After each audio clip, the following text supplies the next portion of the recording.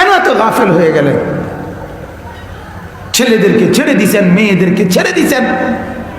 জিন্দিগির কথা একটাই, ফরিলে ফর, নাহলে বিদের জায়গা। টিয়া দরকার, টাকা দরকার। বাপের কথা হইলে আমার টাকা দরকার। এত তান টোয়াইয়া লাভ নাই আমার। হেতের নামাজ হেতে বুঝুক, ওইতের নামাজ হইতে বুঝুক, আমার টাকা দিলে হইলো। আমার বাড়ির বিল্ডিং দরকার, আমি জমি কিনা থুয়ে রাখছি, বিল্ডিং উঠাইতে পারি না। কথা বোঝেন নাই? এই হলো বাবা মার ফিকির। যে বাবা মা তার সন্তানের 6 বছরে, 7 বছরে, 8 বছরে তার সন্তানের নামাজ রোজার ফিকির করে নাই, ওই মা বাপ তার সন্তানের জিম্মাদারি আদায় করে নাই। কোরআন বর্ণিত জিম্মাদারি আদায় করে নাই, রাসূল বর্ণিত জিম্মাদারি আদায় করে নাই। কোরআনে আল্লাহ স্পষ্ট বলছে, ওয়া'মুর আহলাকা বিসসালাহ, হে নবী আপনি আপনার পরিবারের সদস্যদেরকে নামাজের আদেশ করুন। ওয়াসতাবির আলাইহা, নিজেও নামাজের উপরে মজবুত থাকুন, আপনিও পাক্কা নামাজি হন, বিবি বাচ্চাকেও নামাজের কথা বলেন। লা নাসআলুকা রিজকা, আল্লাহ বলেন বন্ধু আপনি এবং আপনার পরিবার পরিচালনা করতে যেই খাদ্য, যেই রিজিক দরকার, এগুলো আমি আপনার কাছে চাই না, আপনি আমাকে সহযোগিতা করতে হবে না। নাহনু নারযুকুকা, আমি আল্লাহ একাই সকলের রিজিক দেব। কে দেবে? আল্লাহ। ওয়ালা তাকতুলু আওলাদাকুম খাশিয়াতা ইমলাকিন, রব্বুল আলামিন বলেন তুমি তোমার সন্তানদেরকে খাদ্যের অভাবে, দারিদ্রতার ভয়ে ধ্বংস করে দিও না, হত্যা করে দিও না। নাহনু নারযুকুহুম ওয়া ইয়াকুম, আল্লাহ বলেন তাদেরকে আমি খাওয়াবো, তোমাকেও আমি খাওয়াবো। বহুবার বলছে কথা, বহুবার বহুবার বহুবার।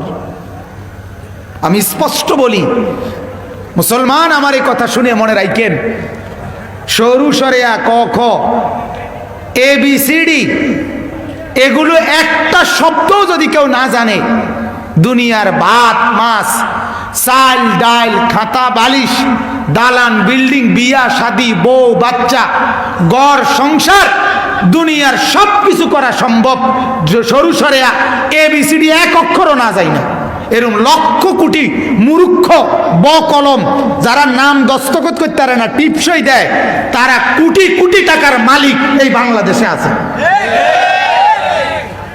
ওরা ভাত খায় কেমনে? ওরা কি ভাত খায় না চিড়া খায়? কথা বলেন না কেন?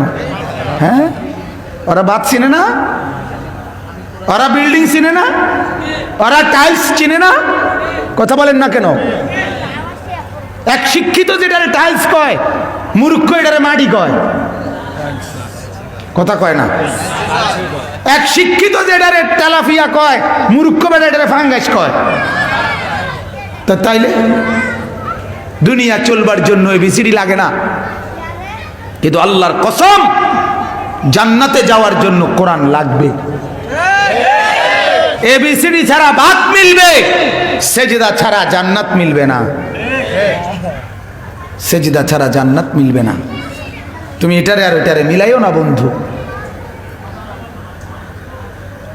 এটা ছাড়াও দুনিয়া মিলে, এটা ছাড়া দুনিয়া আখিরাত মিলে না। এজন্য মাদ্রাসার এই কোরআন সুন্নাহর পড়া আর বাংলা অঙ্ক ইংরেজির পড়া এটা বরাবর না, কোন দৃষ্টিতে এটা কি না বরাবর, বরাবর না আর কি, বরাবর না, সমান না। এটা 4টা বিষয় না যে এরকম যে একটা বিষয়ের নাম বাংলা, একটার নাম অঙ্ক, একটার নাম ইংরেজি, একটার নাম কোরআন শরীফ, এটা এরকম না, এটা সবার ঊর্ধ্বে। আপনি বাংলা অঙ্ক ইংরেজি এক অক্ষরও না জানেন, কিন্তু কোরআন জানা আপনার উপরে ফরজে আইন। আপনি 90 বছরের বুড়া, 900 বছরের বুড়াও যদি হন, কোরআন শুদ্ধ পড়া আপনার উপরে ফরজ। আপনি যদি বলেন ছোটবেলায় হুজুর অভাবের সংসার ছিল, আব্বাই ফরাইছে না, আর তখন আপনার আব্বা ফরাইছে না, কি আব্বা ফরাইছেন, আপনি পড়েন এখন কথা বুঝেন নাই? ছোটবেলায় কামে লাগাই দিছে, বুঝছি না, কি বুঝছেন না? এই যে আপনি কইতেন আছেন, নাহলে আপনি কেমনে কইলেন এটা? এটাই তো আপনি বুঝছেন দেখেই তো কইলেন যে ছোটবেলায় কি কামে লাগাই দিছে, বুঝছি না। এই কথাইটা আপনি বুঝছেন না, কথা বলেন না কেন? এটা নাহলে আপনি কইলেন কেমনে? এই কথাইটা কইলেন কেমনে? বুঝছে দেখেই তো কইছে এটা। হ্যাঁ বুঝছে না, না বুঝলে কইলো কেমনে? এখন বাপের কান্দে ভর দিয়া, বাবার উপরে দোষ চাপাই দিয়া, বংশের উপরে দোষ চাপাই দিয়া কোরআন অশুদ্ধ, হাসরের ময়দানে জবাব দিতে পারবেন তো? হ্যাঁ, স্কুলে পড়ছি এই কারণে কোরআন পড়তে পারি না, এ কথা বললে হাসরের ময়দানে টিকবে তো? কলেজে পড়ছি এ কারণে কোরআন পড়তে পারি না, এ কথা বললে টিকবে তো? তো তাহলে বলেন না ভাই, বাংলা অঙ্ক ইংরেজির বিরোধী না আমি। আমাদের মাদ্রাসাগুলোতে বাংলা অঙ্ক ইংরেজি পড়ায়। ওই যে মেয়ে বাচ্চা দেখলেন না, ইংরেজি তর্জমাও বললো, বাংলা যাই বলছে, বহুত বড় ব্যাপার। এতটা ছোট বাচ্চা যে এত মানুষের সামনে বলতে পারছে, এটাই বহুত বড় ব্যাপার, বহুত বড় ব্যাপার, বহুত বড় ব্যাপার। বহুত বেডই আপনার বহুত তাজা লম্বা তরতাজা বেডই তো মানুষের সামনে কথা কইতে কাঁপতে কাঁপতে পড়ে যায়। কথা বুঝছেন না?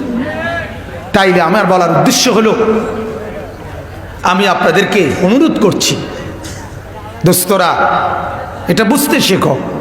তোমার বাবা তোমাকে দিন শেখায় নাই, এই কারণে হাসরের ময়দানে বললে হবে না। তোমার মা তোমার খেয়াল করে নাই, এই কারণে তুমি জাহান্নাম থেকে মাফ পাবা না। প্রত্যেককে আলাদা আলাদা ফিকির করতে হবে।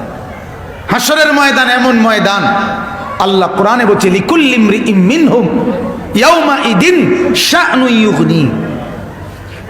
হাসরের মাঠ একমাত্র মাঠ, আল্লাহ পাক বলেন, যেই মাঠে প্রত্যেকে নিজের ফিকির করবে। কিসের ফিকির? কথা বলেন না, কার ফিকির করবে? নিজের, নিজের। তফ হাদিসে আছে, আল্লাহর নবী বলছেন, হাসরের মাঠে যখন ফেরেশতারা 70,000 আগুনের শিকলে বেঁধে ফেরেশতারা জাহান্নামকে হাসরের মাঠে টেনে আনবে। ওয়াজিআ ইয়াউমাইদিন বিজাহান্নাম, কোরআনের আয়াত। আল্লাহ বলেন, আমি হাসরের ময়দানে জাহান্নামকে টেনে আনবো। 70,000 শিকল, প্রত্যেক শিকলের মধ্যে 70,000 করে কড়া। কড়া কড়া বুঝেন না? এরকম ছোট ছোট কড়া মিলে মিলে তো কি বানায়? শিকল বানায় না? আল্লাহ নবী বলছে, প্রত্যেক কড়ার মধ্যে 70,000 ফেরেশতা, 70,000 শিকল, প্রত্যেক শিকলে 70,000 কড়া, প্রতি কড়া ধরে রাখছে 70,000 ফেরেশতা। এত বিপুল পরিমাণ ফেরেশতাটাই না জাহান্নামটাকে হাসরের মাঠে আনবে। হাদিসে আছে, এত লক্ষ কোটি ফেরেশতার হাত থেকেও জাহান্নাম ছুটে যেতে চাইবে, জাহান্নামের তীব্রতা এত বেশি। এরপরে যখন আনবে, জাহান্নাম একটা বিকট চিৎকার দিবে, এক চিৎকারে পুরা হাসরের মাঠে কোটি কোটি কোটি কোটি কোটি কোটি কোটি মানুষ, সকলের জবানে একটাই শব্দ উচ্চারিত হবে, ইয়া রব্বি নাফসি নাফসি, ইয়া রব্বি নাফসি নাফসি, ইয়া রব্বি নাফসি নাফসি। আল্লাহ আমাকে বাঁচান, আল্লাহ আমাকে বাঁচান, আল্লাহ আমাকে বাঁচান। হাদিসে আছে ভাইয়া, ইয়াকুব নবী যেই নবী কানতে কানতে ইউসুফের জন্য চোখ অন্ধ বানায় ফেলছিল দুনিয়ায়, জানেন না এই ঘটনা? সেই ইয়াকুব নবী চোখের সামনে ইউসুফকে দেখবে, ছেলেটাকে, এই যে দেখা যায় ছেলে, আল্লাহর নবী বলেন, একবারের জন্য ইয়াকুব নবী ছেলেটাকে ডাকও দিবে না, ছেলেটার দিকে ফিরেও তাকাবে না, বরং সেই নবী ইয়াকুব বলবে, ইয়া রব্বি নাফসি নাফসি, আল্লাহ আমাকে বাঁচান, আমাকে বাঁচান। তারটা সে বুঝুক। ইব্রাহিম নবী ইসমাইলকে দেখে একবারও বলবে না আল্লাহ ইসমাইলকে বাঁচান, বলবে না ইয়া রব্বি নাফসি নাফসি, আল্লাহ আমাকে বাঁচান, আমাকে বাঁচান। এটা হাসরের মাঠ। এজন্য বন্ধুরা আমার, বাবারা আমার, ভাইরা আমার, আমি দরদের সাথে, অনুরোধের সাথে বললাম, নিজেকে নিয়ে একটু ভাইব। নিজের চতুর্পাশের বন্ধুদেরকে দিয়ে নিজেকে মাইপ না, এ চতুর্দিকের বন্ধু মিলাইয়া নিজে চইল না, তোমাকে নিয়ে তুমি ভাবো। আমি আসলাম কোত্থেকে, আমি করছিটা কি, করছিটা কি। আমার সাথে একসাথে ছোটবেলায় মাদ্রাসার জীবনে ক্রিকেট খেলতো এক ছেলে, আমার সাথী। দাখিল পরীক্ষা দিছি আমি 1998 ইংরেজিতে।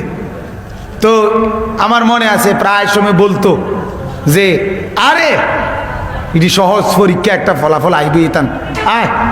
কিন্তু আমি ঠিকই খেয়াল করে রাখছি নিজের, আমার একটা টার্গেট ছিল 1994 ইংরেজিতে।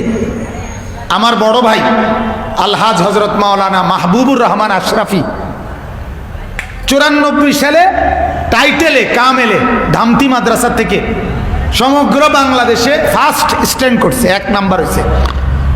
তার 4 বছর পরে আমি দাখিল পরীক্ষা দিছি। আমার একটা টার্গেট ছিল, আমার বড় ভাই এমন একটা ভালো রেজাল্ট করছে, আমাকে ওইটা করতে হবে। আলহামদুলিল্লাহ 4 বছর পরে এই 98 ইংরেজিতে আমি দাখিল পরীক্ষা দিয়ে সমগ্র বাংলাদেশে ফার্স্ট হয়েছি, আলহামদুলিল্লাহ। আমার বোঝানোর উদ্দেশ্য হলো জিন্দিগির একটা টার্গেট থাকা চাই, আমার একটা লক্ষ্য উদ্দেশ্য থাকা চাই। দুপুর 3টা বাজে বাইরেছে, রাতে 10টা পর্যন্ত একটা মুসলমান ছেলে কিরে কিতা করছে, ততক্ষণ কিতা করছে কইতারি না, হেতে কিতা করছে হেতে কইতারা না। হাঁটছে কতক্ষণ, বুট খাইছে কতক্ষণ, বাদাম খাইছে কতক্ষণ, বন খাইছে কতক্ষণ, বিড়ি খাইছে কতক্ষণ, খারাইয়া মুছছে, চিত্তিয়া মুছছে, মাইয়ার ফিসে আঁটছে, মোবাইলে ছবি দেখছে, নর্তকীর নাচ দেখছে, আসে কান্দে, চুলের একবার এদিকে ফিরায় একবার এদিকে ফিরায়, ফ্যান একবার ফিসি দিয়া টানে, একবার ডোলা করে, আরে তার সিরারে হায় হায় হায় হায় আয় হায় হায় মাতাল কিতে করলি এতক্ষণ? আরে কথা বলেন না, কি করছি এতক্ষণ? দুপুর 3টা থেকে রাতের 10টা, 7 ঘন্টা এভাবে বরবাদ করে দিলি, জিন্দিগি এভাবে সরকার করে দিলা। আহা, আফসুস ছাড়া আর কিছু না। কোরআনুল কারীমের মধ্যে আছে, কোরআনে আছে, হাত্তা ইদা জাআ আহাদাহুমুল মাউত ক্বালা রাব্বিরজিউন। রব্বুল আলামিন বলে, সারাটি জীবন নাফরমানি করতে করতে মৃত্যুর সময় যখন আসবে, আর মালাকুল মউত ফেরেশতা আজরাইলকে কুৎসিত আর ভয়ঙ্কর চেহারায় যখন দেখবে নাফরমান, আল্লাহ বলেন নাফরমান তখন একটা চিৎকার মেরে বলবে, ক্বালা রাব্বিরজিউন, আল্লাহ মালাকুল মউতকে ফিরে যেতে দাও, আমাকে দুনিয়ায় একটু সুযোগ দাও, আমি মাওলা লাল্লি আমালু সালিহান, এবার যদি একটু সুযোগ পাই তাইলে আমি নেক আমল করব, ফিমা তারাক্তু, যেগুলো আগে ছেড়ে দিছিলাম করি নাই, আল্লাহ এখন করব। আল্লাহ বলেন কাল্লা, না না বান্দা, ইন্নাহা কালিমাতুন হুয়া কাইলুহা, আল্লাহ বলে এটা তোর কথার কথা। আজ আজরাইলকে দেখে তোর এটা মনে হইছে বেঈমান, আমি আল্লাহ আজরাইলকে হাজির করে কারো জন্য ফিরাইয়া দেই না, ফেরত দেই না, আর দুনিয়ায় যেতে দেই না, এখন জাহান্নামের আযাব ভোগ করার জন্য রেডি হয়ে যাও। আফসোস একদিন করতেই হবে, কোনো সন্দেহ নাই, কোনো সন্দেহ নেই। জওয়ান আফসোস করতে হবে, কোনো সন্দেহ নাই। আমি বললাম কোরআনুল কারীমের মধ্যে আছে, আল মুলকু ইয়াউমাইদিনিল হাক্কু লিররহমান, আল্লাহ বলেন আখিরাতে হাসরের মাঠে একক রাজত্ব হবে আল্লাহর। আর আল্লাহ তাআলা বলেন সেদিন নাফরমান কি করবে? পাপী। ওয়া ইয়াউমা ইয়া'আদ্দুয যালিমু আলা ইয়াদাইহি, এই তরজমা শোনো মিয়া, যার বিবেক আছে সে শোনো। কোরআনের এই আয়াত, আল্লাহ বলেন সেদিন নাফরমান পাপী নিজের হাতের আঙ্গুলগুলো নিজের দাঁত দিয়ে এরকম কামড়াবে, কামড়াইতে কামড়াইতে ছিঁড়ে ফেলবে। কোরআনের আয়াত। এরপরে বলবে ইয়া লাইতানি ইত্তাখাযতু মা'আর রাসূলি সাবিলা, হায় আফসোস যদি রসুলের কথা শুনতাম, যদি নবীর পথ ধরতাম, যদি ওলামায়েদের আলেমদের কথা শুনতাম। এরপরে বলবে ইয়া ওয়াইলাতা লাইতানি লাম আত্তাখিজ ফুলানান খলিলা। এই স্পষ্ট কোরআনের আয়াত। নাফরমান তখন বলবে হায় আফসোস যদি অমুককে, ওই দুষ্টটাকে যদি বন্ধু না বানাইতাম। লাম আত্তাখিজ ফুলানান খলিলা, যদি তারে বন্ধু না বানাইতাম যে আমারে বিড়িখানা শিখাইছে, যদি তারে বন্ধু না বানাইতাম যে আমারে গাঁজা খাওয়া শিখাইছে, যদি তারে বন্ধু না বানাইতাম যে আমারে দাঁড়াইয়া মোতা শিখাইছে, যদি তারে বন্ধু না বানাইতাম যে আমারে মোবাইলে উলঙ্গ ছবি দেখা শিখাইছে।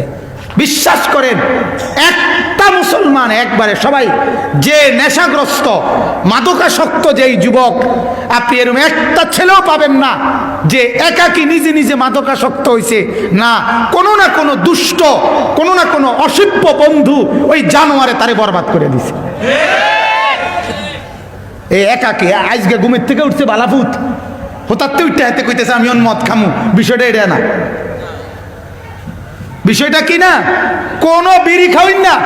জোয়ান বুড়া যারা আছেন কল্পনা করেন, ভাবেন কেউ নিজে নিজে বিড়ি খানা শুরু করে নাই, তারে কেউ না কেউ শিখাইছে, তারে আরেক দুষ্ট এই বিড়ি খানা শিখাইছে। 60 বছর বয়স, 70 বছর বয়স, বুড়া এখনো বিড়ি খায়।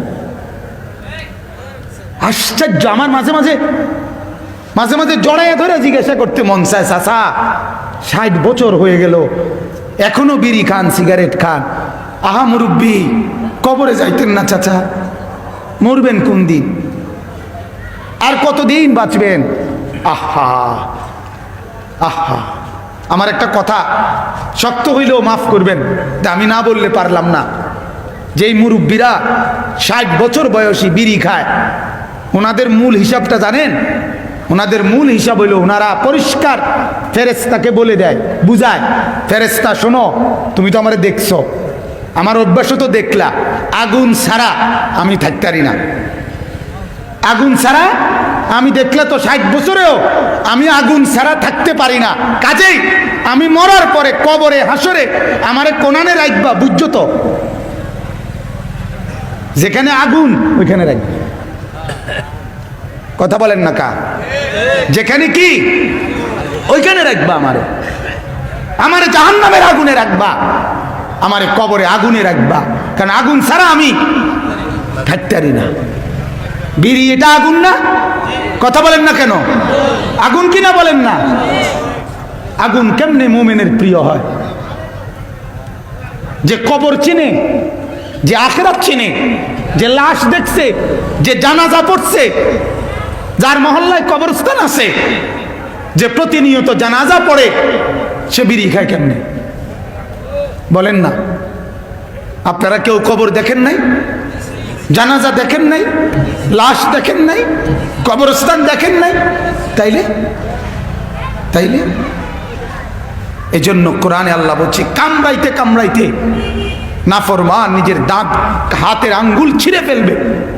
আহা কি করলাম, আহা কি করলাম, আহা কি করলাম। কোরআনে আছে বহু জায়গায়, হাসরের ময়দানে পাপী নাফরমানের একটাই শব্দ মুখে হবে, ইয়া লাইতানি, ইয়া লাইতানি, ইয়া লাইতানি, ইয়া লাইতানি কুনতু তুরাবা, হায় যদি মাটি হয়ে যেতাম। ইয়া লাইতানি লাম আত্তাখিজ ফুলানান খলিলা, হায় যদি অমুককে বন্ধু না বানাইতাম। ইয়া লাইতানি ইত্তাখাযতু মা'আর রাসূলি সাবিলা, হায় যদি রাসূলকে অনুসরণ করতাম। ইয়া লাইতানা আতা'না আল্লাহ ওয়া আতা'না আর-রাসূলা, হায় যদি আল্লাহ এবং রাসূলের আনুগত্য করতাম। ইয়া লাইতানি লাম উতা কিতাবিয়া, হায় হায় যদি আমল নামা আমার হাতে না দিত, এভাবে বারবার বলবে হায় যদি, হায় যদি, হায় যদি। আল্লাহ বলবেন যতবারই বলো হায় যদি, চিৎকার শুরু করবে হাসরের মাঠে নাফরমান, চিল্লা চেঁচামেচি, দৌড়াদৌড়ি। আল্লাহ কোরআনে বলে ফেরেশতাকে আল্লাহ তখন ডাক দিয়ে বলবে খুজুহু ফাগুল্লু, ফেরেশতা তারে ধর। কোরআনের আয়াত, ধর তারে ধর, ফাগুল্লুহু তারে বাঁধে। বিশ্বাস করো মুসলমান, গল্প বলি না, তোমার সাথে আমার কোনো দুশ্মনী নাই, তোমারে আমি ইতিপূর্বে দেখিও নাই তোমাদেরকে। অতএব অনেক নওজোয়ান বলছে, এই কারণে বলছি। আল্লাহ বলবেন বাঁধে তারে, ফাগুল্লুহু অর্থ বাঁধাও, শক্ত করে টাইট করে বাঁধো। সুম্মাল জাহিমা সাল্লু, এরপরে জাহান্নামে ফেলো।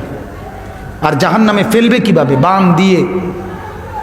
এরপরে কোরআনে আছে ইয়াসলাহা মাদমুমাম মাদহুরা, বেইজ্জতি করে লাথি দিতে দিতে, ধাক্কা দিতে দিতে এরপরে জাহান্নামে নিয়ে ফেল। ফুটবলের মতো লাথি দিবে, এক এক লাথিতে হাসরের মাঠের একখান থেকে আরেকখানে।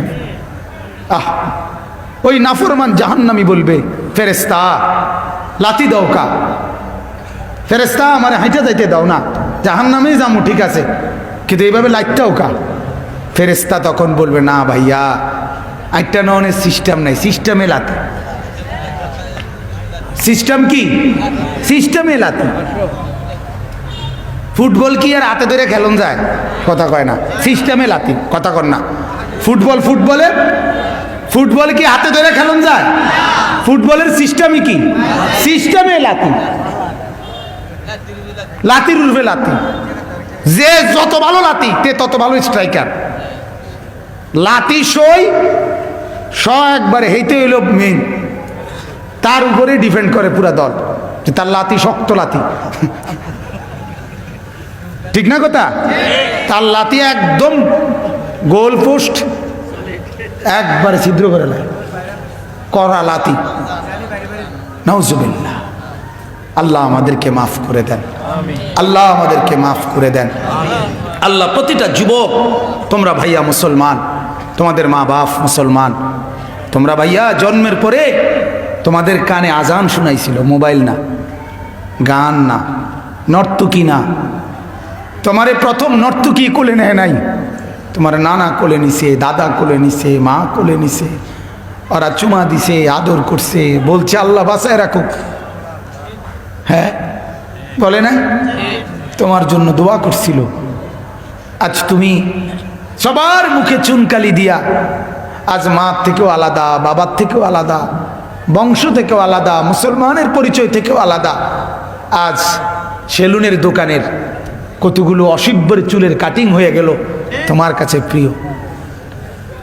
আহা, তুমি কি কোনোদিন জিজ্ঞাসা করছো নাফিত্তারে বা ইডি, এই যে সেলুনের দোকানে যে চতুর্দিকে এডি চুলের কাটিং, এডি এই যে মানুষেরই, এরা কিতা আসলে মানুষ, কোন জাতের মানুষ, কোন ওয়াদের মানুষ, এগুলা তুমি জিজ্ঞাইছো নি?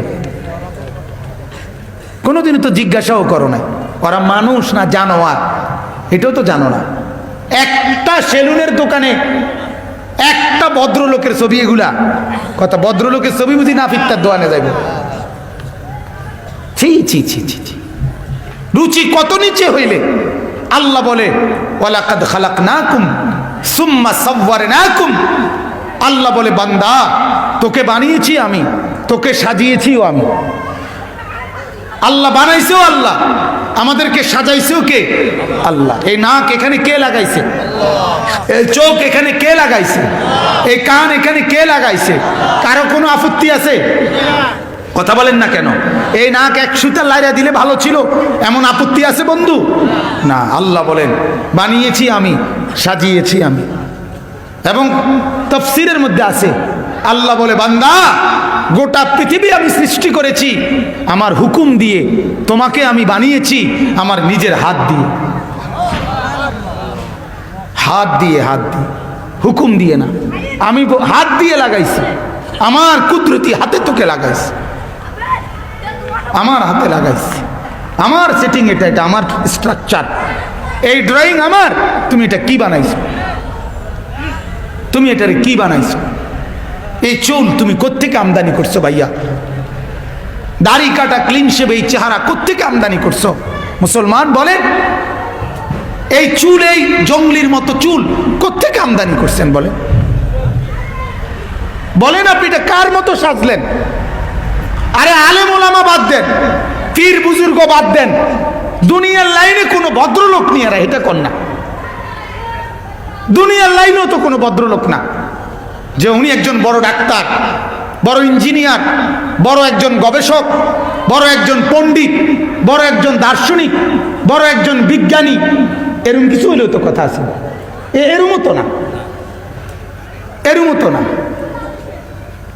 আজকে পত্রিকা আসছে আমেরিকার সবচেয়ে বড় মহাকাশ গবেষণা সংস্থা নাসার বিজ্ঞানীরা তাদের মহাকাশ যান 2018 সনে থেকে চেষ্টা করে তাদের একটা মহাকাশ যান আজকে সূর্যের বাহিরের যে অক্ষরেখা এটার কাছাকাছি গেছে। আমেরিকাতে আনন্দের উৎসব যে তারা একটা বিশাল বড় সফলতা, তাদের সূর্যের কাছাকাছি তারা যাইতে চাচ্ছে এবং তাদের এই মহাকাশ যান এটা 7 বছর একটানা ওইখানে থাকবে, আরো 2025 সালে ফেরত আসবে। হ্যাঁ, তাদের এটা একটা সফলতা। তো যেই বিজ্ঞানী আপনার এই কথাটা বলতেছে, এটা ছবি দিছে হইতে কে হইতে ছবি চুলডি এরুম না, এরুম সজারুর মতো না। আমি দেখছি, আমি এটা পড়ছিও। কথা বুঝছেন না আপনি? হেতের চুলও এরম জঙ্গলির মতো না, একটা আমেরিকান কাফের বিজ্ঞানী। তাহলে কোন ভদ্রচিত মানুষের চুল এমন না ভাইয়া, কোন ভদ্রচিত মানুষের চলাফেরা এমন না, এমন না। আল্লাহ তোমাদেরকে বুঝ দান করুক, বলেন আমিন। আমার ভাই 3টা আয়াত আমি তেলাওয়াত করছি, অল্প একটু, আর এই 3টা আয়াতের তর্জমা বললেই আমার কথা শেষ। এই সূরাটা, যে সূরা থেকে আমি পড়ছি 3টা আয়াত, সূরাটার নাম হলো সূরা মরিয়ম। কি নাম? মরিয়ম, একজন মহিলার নাম। কোরআনুল কারীমের 16 নম্বর পারা, কোরআনুল কারীমের 19 নম্বর সূরা, 16 নম্বর পারা। ভাই আপনারাও এই সাইডে দিয়ে বইয়ালান, এক সাইডে অল্প, আমিও দেরি করব না, আমি গড়ি দেখতেছি। যাইয়েন না, ডাক দেওয়ার পরে যাইয়েন না, পরে একটু পরে যান ভাইয়া, ডাক দেওয়ার পরে যাইয়েন না, দরকার হলে 2 মিনিট পরে যান গা। এটা অনেক বড় একটা অপরাধ, মনে রাখবেন। আল্লাহর দিকে কেউ ডাকলে সাথে সাথে ফিট না দেখানো, কথাটা বুঝছুনি? তুমি ঠিক আছে, জরুরত থাকতেই পারে, মানে কোনো প্রয়োজন আমার থাকতেই পারে, কিন্তু লোক গেড়ি না ফিরানো, কথাটা বুঝছেন না? কারণ আমি যে ডাকছি এটা আল্লাহর দিকে না, এটা হাদিসে আছে, বুখারীর রিওয়ায়াত, বুখারী শরীফের এই হাদিস আছে। আল্লাহর নবী সাল্লাল্লাহু আলাইহি সাল্লাম একদিন এক মজমাতে এরকম কথা বলতেছেন, সবাইকে বলছে বসে পড়ো। এই অবস্থা একজন এই পিঠ দেখাইয়া চলে গেছে। আল্লাহ রাসূল সাল্লাল্লাহু আলাইহি সাল্লাম, বুখারীর হাদিস, আল্লাহর নবী বলছে মান আরাজা ফাল্লাহু আরাজা মিনহু, যে আল্লাহ থেকে বিমুখ হলো আল্লাহও তার থেকে বিমুখ হলো। বুঝো না? এটা বড় অপরাধ, বহুত বড় বিপদ। হ্যাঁ, আমি 2 মিনিট পরে যাই, 5 মিনিট পরে যাই, 1 মিনিট পরেই যাই, তারপরও আমার সাথে সাথে ইউটার্ন করলাম না, এটা খেয়াল কর। ঠিক আছে, মনে থাকবেন ইনশাআল্লাহ। আল্লাহ পাক বুঝার তৌফিক দান করুক। তো সূরা মরিয়ম 19 নম্বর পারা। এদের আওয়াজ থামান যায় না ভাই?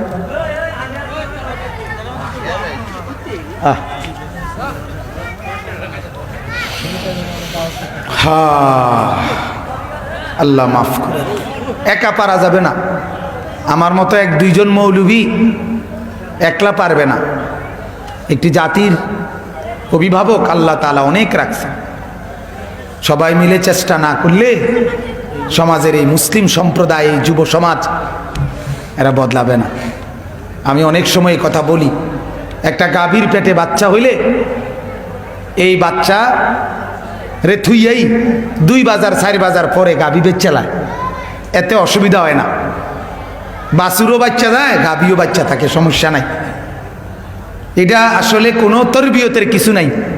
গাভীর বাচ্চাটারে আখলাক চরিত্র শিখাবার কিছু নাই। এগোদুর দুধ খাওয়ান আর দৌড়াদৌড়ি করন, সম্বং করন, এই জন্য এটা তেমন কোনো গুরুত্বপূর্ণ কাজ না।